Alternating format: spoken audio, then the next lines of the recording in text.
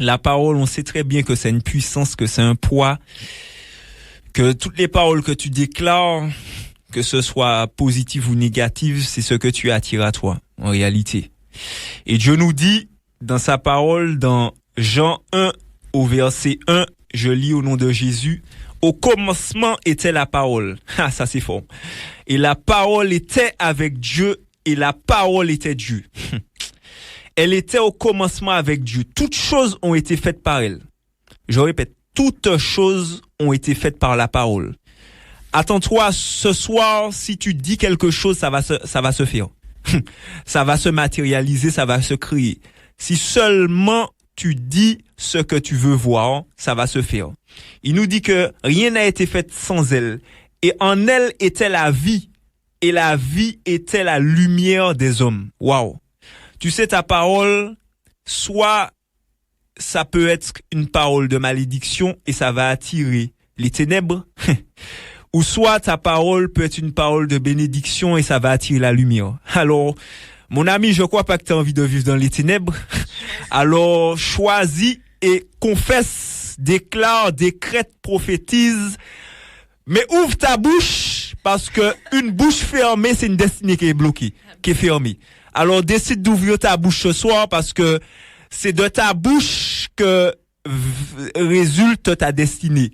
Si tu restes la bouche fermée, ta vie sera fermée, sera bloquée. Mais par contre, si tu ouvres la bouche et que tu déclares la parole de Dieu, pas ta parole, mais la parole de Dieu, parce que c'est la parole de Dieu qui a un effet, qui a de l'impact, qui a de la puissance. Si tu déclares la parole de Dieu, crois-moi, il va se passer quelque chose. Et j'ai envie de faire une parenthèse. Tu sais que le fils d'un chien, c'est un chien. Le fils d'une baleine, c'est une baleine. Alors, à plus forte raison, le fils d'un Dieu, c'est un Dieu. Et il faut que tu saches vraiment ça, que ce que tu vas dire, c'est ce qui va s'accomplir.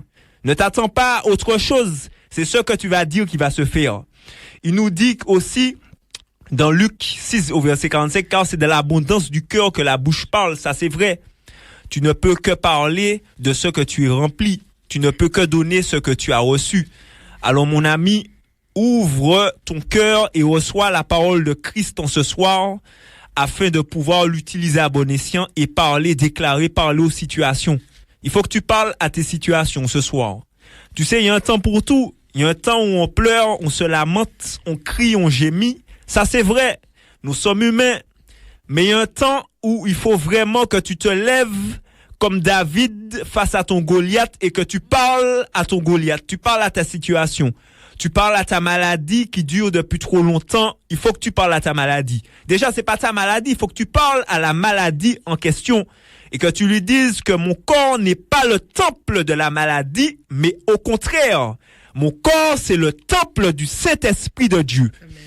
Et comme l'Esprit de Dieu habite en toi, la maladie ne va pas faire long feu, je te l'assure. Si seulement tu peux croire. Parce que la foi vient de ce qu'on entend et ce qu'on entend vient de la parole de Christ. Et ce que tu vas dire ce soir, c'est ce qui va se faire. Alors revois tes voix. Si tu parlais négativement, revois tes paroles et commence à dire de bonnes paroles.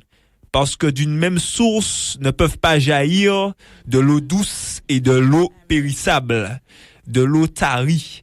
Non, non, non, non. Il faut que de ta bouche sorte que de bonnes choses et tu verras. Même si tu le vois pas sur le coup, mais garde cette attitude, cette attitude, cette foi de te dire que oui, c'est vrai, je suis dans cette situation-là, mais la réalité n'est pas la vérité. Je veux répéter ça encore une fois. La réalité n'est pas la vérité. Et je répète ça une dernière fois. La réalité de ta vie n'est pas la vérité. Par contre, la vérité, c'est la parole de Dieu. Car Dieu a dit dans sa parole qu'il est le chemin, la vérité et la vie. Aïe, aïe, aïe. Jésus. Il est le chemin, la vérité, la vie.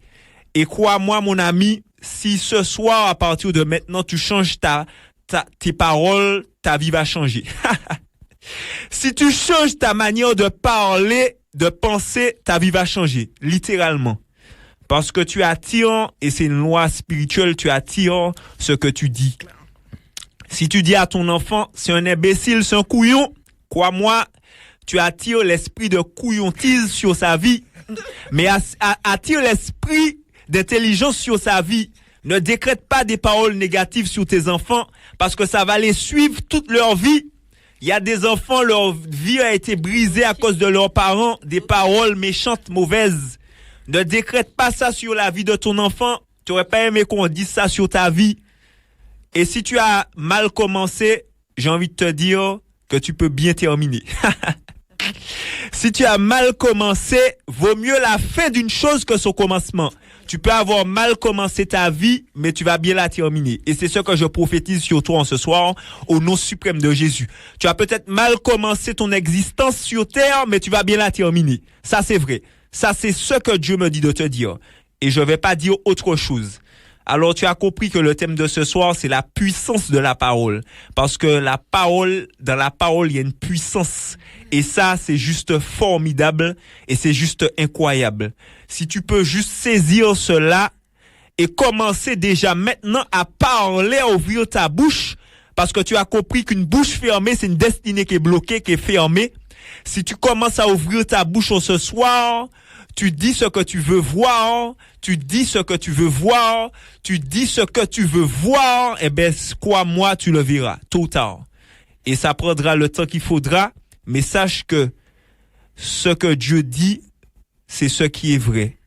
Et que même si la bénédiction tarde, attends-la, car elle arrivera certainement au moment, au temps fixé de Dieu. Parce que le temps de Dieu n'est pas notre temps. Les voies de Dieu sont au-dessus de nos voies. Et le temps de Dieu, c'est le meilleur. C'est le temps, le kairos, on appelle ça. C'est le temps le meilleur. C'est le temps de Dieu.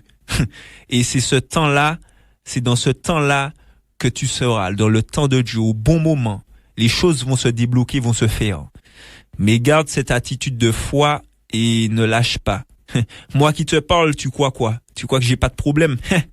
Tu crois que j'ai pas de difficulté? Oui, ça m'arrive aussi de dire des mauvaises choses quand je vois tout ce qui m'arrive et tout depuis le début de l'année. Mais j'ai décidé de ne pas laisser ma bouche être une occasion de chute pour moi. Non. Je refuse ça catégoriquement. Que ma bouche soit une occasion de chute pour ma vie. Non.